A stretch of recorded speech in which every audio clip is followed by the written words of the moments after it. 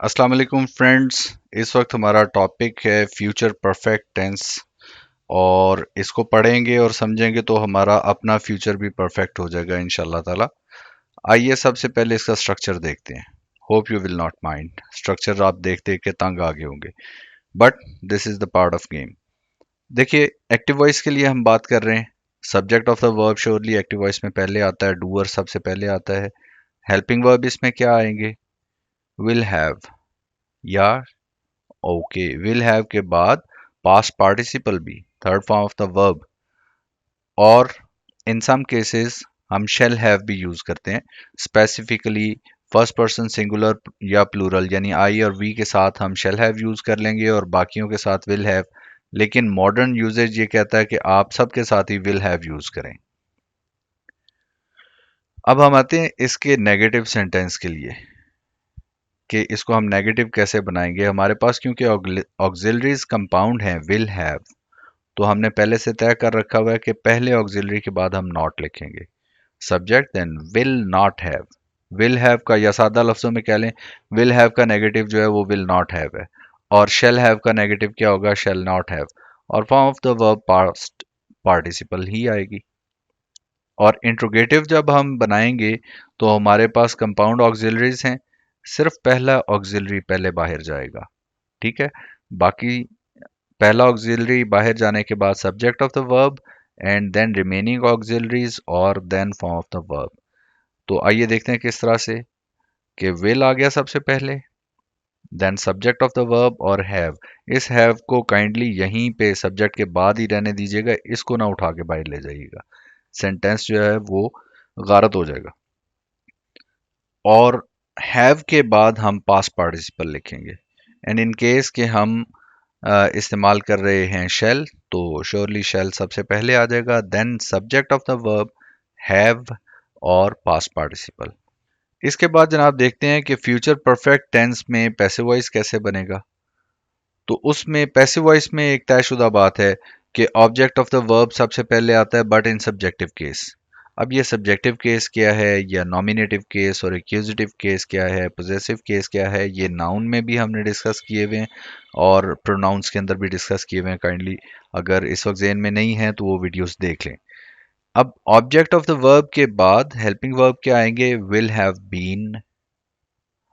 और ये क्या है? कंपाउंड हेल्पिंग वर्ब्स हैं या कंपाउंड ऑक्सिलरीज हैं। विल हैव बीन के बाद पैसिव वॉइस के लिए तयशुदा बात है कि जिस मर्जी टेंस का आप पैसिव वॉइस बना लें, उसमें फॉर्म ऑफ द वर्ब हमेशा थर्ड यूज होगी, पास्ट पार्टिसिपल यूज होगा। तो विल हैव बीन के अलावा हम इसमें शेल हैव बीन भी यूज करते हैं। विल और शेल का डिफरेंस बहुत मरतबा डिस्कस हो चुका है। देखना यह है कि इसका नेगेटिव कैसे बनेगा। विल हैव बीन का नेगेटिव सर बड़ी आसान सी बात है, विल नॉट हैव बीन। और शेल हैव बीन का negative, shall not have been. और जनरल उसूल, ये तयशुदा असूल अपने जेन में रखिए कि पहले ऑक्सिलरी के बाद हम नॉट लगा देते हैं, बाकी ऑक्सिलरीज नॉट के बाद आएंगे। And then the third form of the verb, past participle. और इसका इंट्रोगेटिव बनाने के लिए अगर जाएंगे तो पहला ऑक्सिलरी सिर्फ बाहर आ जाएगा, will, and then subject of the verb objective case में। ओ नहीं, उलट हो गया भाई, सॉरी, गाड़ी उलट गई। Object of the verb passive voice के लिए बात कर रहे हैं, object of the verb subjective case में, then remaining auxiliaries have been और पास्ट पार्टिसिपल।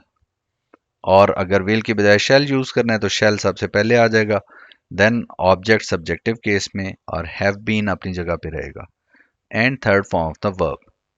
ये तो हो गई सर आसान आसान सी बात हो गई, छठी सातवीं जमात से पढ़ते चले आ रहे हैं कि जी फ्यूचर परफेक्ट टेंस का स्ट्रक्चर क्या है। ठीक है। बात असल ये है कि यूजेज क्या है, इसको यूज कैसे करना है, कब करना है, कौन सी थॉट आपने एक्सप्रेस करनी है इस टेंस के अंदर। तो इसका ये सबसे अहम बात होती है।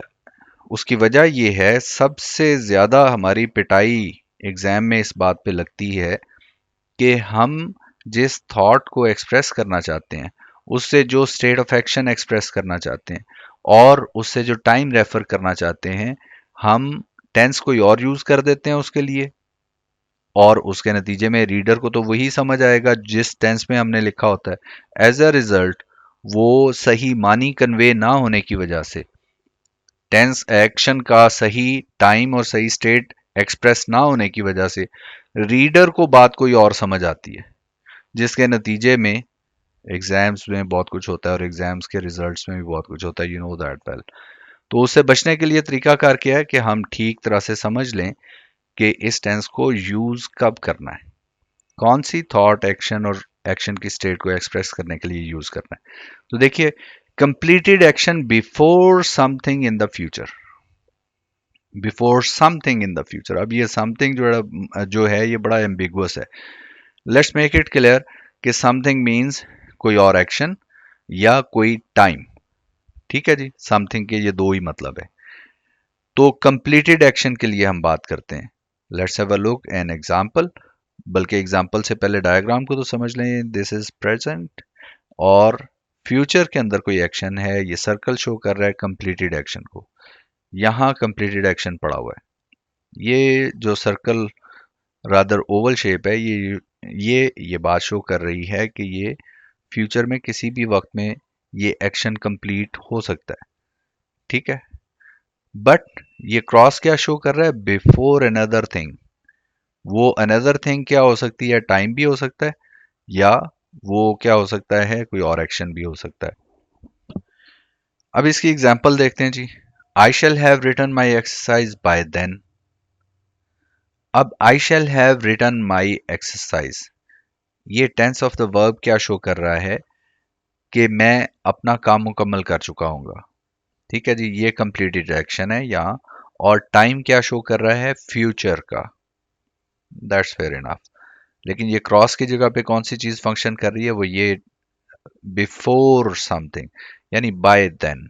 वहां पर जो वक्त है, फ्यूचर में जिस वक्त को हम रेफर कर रहे हैं, उस वक्त से पहले पहले। ठीक है, तो perfect tense, future perfect tense जब हम यूज करते हैं, तो या तो कॉन्टेक्स्ट के अंदर हमारी बात वो मौजूद होती है टाइम के हवाले से। ठीक है, और या हम किसी फ्रेज के साथ उसको एक्सप्रेस करते हैं जिसमें कोई एक्शन या टाइम वो रेफर किया गया होता है कि ये किसी समथिंग एल्स, उससे पहले हो रहा है ये काम। नहीं क्लियर हुई बात, एक और एग्जांपल देखें। ही विल हैव लेफ्ट, अच्छा, वो जा चुका होगा। अब ये क्रॉस क्या है, ये क्रॉस को एक्सप्रेस करने के लिए ये दूसरी क्लॉज आ गई हमारे पास, एडवर्बियल क्लॉज या एडवर्ब क्लॉज ऑफ टाइम। तो before you go to see him. ठीक है जी, तो बिफोर वाली क्लॉजेस के साथ हम इसको सादा लफ्जों में कह लें, देसी तरीके से कह लें कि बिफोर वाली क्लॉजेस से पहले हम इस तरह से फ्यूचर परफेक्ट टेंस को इस्तेमाल करते हैं। तो पूरा सेंटेंस है, he will have left before you go to see him. वो जा चुका होगा उससे पहले, जब आप उसे मिलने के लिए जाएंगे। अब ये ट्रिकी सिचुएशन हम पहले भी डिस्कस कर चुके हैं कि अगर फ्यूचर में हमारे पास है मेन क्लॉज, चाहे वो इंडेफिनेट में, कंटिन्यूस में, परफेक्ट में, इवन परफेक्ट कंटिन्यूस में, तो उसके साथ जो भी हम सबॉर्डिनेट क्लॉज देते हैं, और स्पेसिफिकली हम अमूमन बात करते हैं कि adverb clause of time, yes, adverb clause of time, उसको हम प्रेजेंट में, सिंपल प्रेजेंट में एक्सप्रेस करते हैं। एंड यू कैन सी कि हमने यहाँ पर सिंपल प्रेजेंट यूज किया है, गो के साथ, सॉरी, यू के साथ गो यूज किया है, first form of the verb. लेकिन before you go to see him, यहां पर इस सेंटेंस में ये बज़ाहिर क्या एक्सप्रेस कर रहा है, टाइम प्रेजेंट का एक्सप्रेस कर रहा है। लेकिन जिस तरह से ये फ्यूचर की क्लॉज के साथ, मेन क्लॉज इसकी फ्यूचर की है, उसके साथ ये एसोसिएटेड है, इन दिस केस ये टेंस प्रेजेंट है, गो। ठीक है, लेकिन ये टाइम रेफर करता है फ्यूचर को।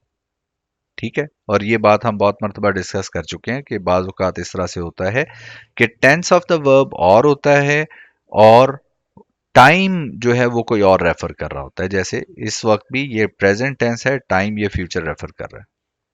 सो मजमूई तौर पर हमने इसमें ये देखा है कि फ्यूचर परफेक्ट टेंस हम बिफोर या व्हेन वाली क्लॉजेस से पहले भी इस्तेमाल करते हैं या उसके साथ इस्तेमाल करते हैं।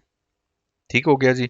और ही विल हैव लेफ्ट, ये इस कंप्लीटेड एक्शन को शो कर रहा है। और before you go to see him, ये समथिंग इन द फ्यूचर, ये उसको रेफर कर रहा है। ठीक है, ये एक्शन भी हो सकता है और बाय देन ये टाइम भी हो सकता है इन द फ्यूचर। इसकी एक और भी सूरत हाल होती है, वो देखते हैं। He will have left when his fellows arrive to see him, यानी बिफोर के साथ जो क्लॉज बनती है उसके साथ भी हम इसको इस्तेमाल कर सकते हैं फ्यूचर परफेक्ट टेंस को, और व्हेन के साथ जो क्लॉज बनती है उसके साथ भी हम फ्यूचर परफेक्ट टेंस को यूज कर सकते हैं। And surely you can notice कि हमने इसमें टेंस जो है, ये जो व्हेन वाली क्लॉज है, ठीक है, बिफोर की तरह व्हेन वाली क्लॉज के अंदर भी हमने टेंस जो यूज किया वो प्रेजेंट है, लेकिन ये प्रेजेंट टेंस टाइम कौन सा रेफर कर रहा है, ये फ्यूचर का रेफर कर रहा है टाइम। सो एक यूजेज तो हो गया ये। नेक्स्ट यूजेज, वो जरा थोड़ा सा समझने वाली बात है। वैसे तो पिछला भी जो है वो ठीक से समझने वाली बात थी। Duration before something in the future. अब इसमें ड्यूरेशन भी जो है हम एक्सप्रेस करते हैं, यानी ड्यूरेशन से मुराद एक बात क्लियर रखें, सिंस और फॉर फ्रेज हम यूज करते हैं।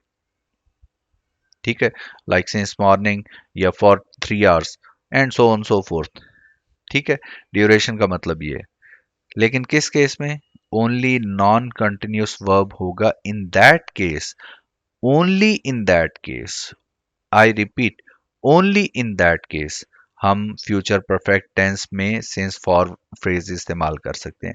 अगर हमारा वर्ब कंटिन्यूस है, इन दैट केस हम फ्यूचर परफेक्ट और सिंस फॉर फ्रेज इकट्ठी नहीं इस्तेमाल कर सकते। हमारा सेंटेंस जो है वो वफात पा जाएगा। ठीक है, और उसके नतीजे में वफात की इतला एग्जामिनर देगा। नॉन कंटिन्यूस सेक्शन वो कौन से हैं? ऐसे वर्ब्स जो सिर्फ और सिर्फ किसी सूरत हाल को एक्सप्रेस करते हैं, फीलिंग्स को एक्सप्रेस करते हैं, या ऐसे एक्शंस को एक्सप्रेस करते हैं जो एक्शंस होते हुए नजर नहीं आते हमें। ठीक है, जैसे ओन, टू ओन समथिंग। ठीक है, और बिलोंग टू, बिलोंग बिलोंग करती हैं जो चीजें उनको, या एक बड़ा ट्रिकी वर्ब हम शुरू से ही पढ़ रहे हैं, टू बी। ठीक है, उसको अगर हम यूज करें तो ये टू बी एग्जाम्पल है नॉन कॉन्टिन्यूस वर्ब की। ठीक है, या ओन, ये नॉन कॉन्टिन्यूस वर्ब की एग्जाम्पल है। और कॉन्टिन्यूस वर्ब कौन से हैं? बहुत सारे, बेशुमार, अक्सर ही मेजॉरिटी ऑफ द वर्ब्स जो हैं वो कॉन्टिन्यूस हैं। उनमें एक्शन होता हुआ नजर आ रहा है, जैसे पेंटिंग, को बंदा पेंटिंग कर रहा है, he is painting a picture, तो ये कॉन्टिन्यूस वर्ब है। ठीक है, टू रन, ये कॉन्टिन्यूस वर्ब है, एक्शन होता हुआ दिखाई दे रहा है। तो ये जो सबसे पहली बात इस यूजेज में हमने नोट करनी है वो ये कि हम फ्यूचर परफेक्ट टेंस में ड्यूरेशन यानी सिंस और फोर फ्रेज सिर्फ उस वक्त इस्तेमाल करेंगे जब हम नॉन कॉन्टिन्यूस वर्ब को एक्सप्रेस कर रहे हैं, और कंटिन्यूस वर्ब के साथ फ्यूचर परफेक्ट टेंस के अंदर सिंस फॉर फ्रेज इस्तेमाल कर ली तो फिर नताइज आप जानते हैं। एग्जामिनर लिख के भेजेगा FAIL pass, and you know what that means. अच्छा जी, coming back to the point, वो कहना ये चाहता है कि कोई एक्शन स्टार्ट हुआ। अच्छा, अब हमें ये नजर आ रहा है ये पास्ट में पड़ा हुआ है, हम ऐसी थॉट को भी फ्यूचर परफेक्ट के साथ एक्सप्रेस कर सकते हैं कि एक्शन पास्ट में स्टार्ट हुआ एंड ये इन प्रोग्रेस रहा और फ्यूचर में जाके फिनिश हुआ। बिफोर समथिंग, ये क्रॉस शो कर रहा है, बिफोर समथिंग, फ्यूचर में जाके बिफोर समथिंग ये फिनिश हुआ, एक्शन इन प्रोग्रेस रहा। अब ये इन प्रोग्रेस पास्ट में से भी हो सकता है, प्रेजेंट में से भी इन प्रोग्रेस इसके, यानी ये एक्टिवेट हो सकता है एक्शन, या फ्यूचर में किसी टाइम पे एक्टिवेट होके फ्यूचर में ही जाके एंड होगा। ये तीनों तरह से पॉसिबल है, लेकिन इन तीनों पॉसिबिलिटीज के लिए हम यूज करेंगे नॉन कॉन्टिन्यूस वर्ब के लिए फ्यूचर परफेक्ट टेंस और सिंस फॉर फ्रेज उसके साथ एक्सप्रेस करेंगे। Let's have a look at the example.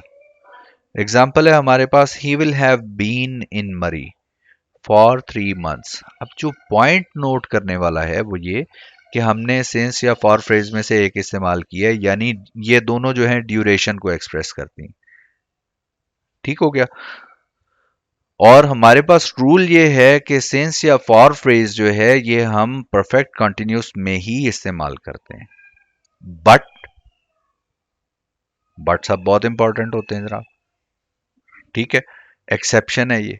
Exception ये है कि जब हमारा वर्ब नॉन कंटिन्यूस है तो इन दैट केस हम उस वर्ब को, नॉन कंटिन्यूस वर्ब को परफेक्ट कंटिन्यूस में नहीं यूज करते। ये भी पॉइंट नोट कीजिए, वो कर ही नहीं सकते। तो नॉन कॉन्टिन्यूस वर्ब की जो सूरत हाल परफेक्ट कॉन्टिन्यूस में हमने एक्सप्रेस करनी होती है, वो परफेक्ट कॉन्टिन्यूस की बजाय सिर्फ परफेक्ट में एक्सप्रेस की जाती है और उसके साथ सिंस फॉर फ्रेज लगा दी जाती है। Coming back to the example, he will have been in Murree for 3 months before I arrive there. अब बिफोर आई अराइव देयर ये क्रॉस है, यानी बिफोर समथिंग। तो इसमें जो इंपॉर्टेंट मोस्ट बात थी वो मैं दोबारा दोहरा रहा हूं कि तमाम नॉन कॉन्टिन्यूस वर्ब्स, उनको एक्सप्रेस करना पड़ जाए अगर हमें परफेक्ट कॉन्टिन्यूस में, तो हम उन्हें परफेक्ट कॉन्टिन्यूस में नहीं एक्सप्रेस करते बल्कि सिर्फ परफेक्ट टेंस में एक्सप्रेस करते हैं और साथ सिंस या फॉर फ्रेज लगा देते हैं। ठीक है। और नॉन कॉन्टिन्यूस की बजाय अगर वर्ब कॉन्टिन्यूस है तो उसको हम perfect plus since for phrase नहीं लिख सकते। उसको, कॉन्टिन्यूस वर्ब को अगर आप परफेक्ट प्लस सिंस या फॉर फ्रेज लिखेंगे तो सेंटेंस गलत हो जाएगा, बड़े जोर से गलत होगा। ठीक है। So coming back to the point again, non continuous के लिए हम परफेक्ट कॉन्टिन्यूस नहीं यूज करते, परफेक्ट यूज करते हैं। एक और एग्जांपल देखिए, by the next year she will have studied in this university for 4 years। अब टू बी की तरह, जैसे हमने यहां पर देखा विल हैव बीन, ये टू बी की फॉर्म है बीन। ठीक है, टू बी की तरह स्टडी ये एक ऐसा वर्ब है जो नॉन कॉन्टिन्यूस है, इसको हम परफेक्ट कॉन्टिन्यूस में नहीं एक्सप्रेस कर सकते। ठीक है। देयरफॉर हम इसको परफेक्ट में एक्सप्रेस कर रहे हैं नॉन कॉन्टिन्यूस वर्ब होने की वजह से। लेकिन एक्शन क्योंकि स्टार्ट हुआ किसी टाइम पर और इन प्रोग्रेस रहा और फ्यूचर में जाके फिनिश हो गया। हाँ, ये एक और अहम बात है, जब नॉन कॉन्टिन्यूस के लिए हम सिंस फॉर के साथ परफेक्ट टेंस में एक्सप्रेस कर रहे हैं बात, तो इसका मतलब है कि एक्शन इन प्रोग्रेस रह के तो फिनिश हो गया। ठीक है। तो आप ये देखिए कि she will have studied in this university for 4 years। तो नॉन कॉन्टिन्यूस वर्ब को परफेक्ट कॉन्टिन्यूस में नहीं एक्सप्रेस करते बल्कि परफेक्ट टेंस में एक्सप्रेस करते हैं। एंड इन दिस केस क्योंकि हम perfect tense, sorry, perfect continuous की सेंस देना चाह रहे हैं फ्यूचर के लिए, तो हम फ्यूचर परफेक्ट कंटिन्यूस नहीं यूज करेंगे नॉन कंटिन्यूस के लिए, यहां पर हम फ्यूचर परफेक्ट टेंस यूज करेंगे। अच्छा, अब एक और सूरत हाल देखिए, इसी हरकत को अगर हम करने की कोशिश करें कंटिन्यूस वर्ब के साथ, तो वो मैंने एग्जांपल आपके सामने रखी है, तो फिर क्या होगा। देखें, अगर ये पेंटिंग जो है, टू पेंट, ये एक एक्शन है, होता हुआ नजर आता है, therefore this is a continuous verb. अब किया क्या है कि मैंने ये हरकत की है ताकि आपको बात समझ आ जाए कि मैंने सेंटेंस ये लिखा है, bye the next year she will have painted a picture. आगे ड्यूरेशन, सबसे इंपॉर्टेंट बात, ड्यूरेशन, ड्यूरेशन भी ठोक दी है, फॉर 4 years। तो कॉन्टिन्यूस वर्ब है टू पेंट, उसको, कॉन्टिन्यूस वर्ब को हम ड्यूरेशन के साथ परफेक्ट टेंस में नहीं एक्सप्रेस कर सकते। मेरा ख्याल है आप पॉइंट क्लियर हो गया। तो ये सेंटेंस गलत क्यों हुआ है, अगर ये सिर्फ यहां पर आके रुक जाता, bye the next year she will have painted a picture, ठीक है, चलें जी, यहां पर रुक जाता, तो फॉर 4 years ना होता, then this sentence would have been correct. लेकिन ये इनकरेक्ट क्यों हो गया, ये रॉन्ग क्यों हो गया? हमने दो काम इकट्ठे करने की कोशिश की है। एक तो हमने ये कोशिश की है कि कॉन्टिन्यूस वर्ब जो है उसको हमने एक्सप्रेस किया है, चलें वहां तक तो जायज सा। और कॉन्टिन्यूस वर्ब के साथ हमने जोड़ लगाया है ड्यूरेशन का, सिंस फॉर फ्रेज साथ यूज करने की कोशिश की है। तो परफेक्ट टेंस के अंदर कॉन्टिन्यूस वर्ब के साथ हम सिंस फॉर फ्रेज नहीं यूज कर सकते। एक ये बात। और यहां से हमारा ये पॉइंट अब बिल्कुल क्लियर हो गया कि हम परफेक्ट टेंस के अंदर सिंस फॉर फ्रेज सिर्फ उस वक्त यूज करते हैं जब हमारा वर्ब जो है वो नॉन कॉन्टिन्यूस है।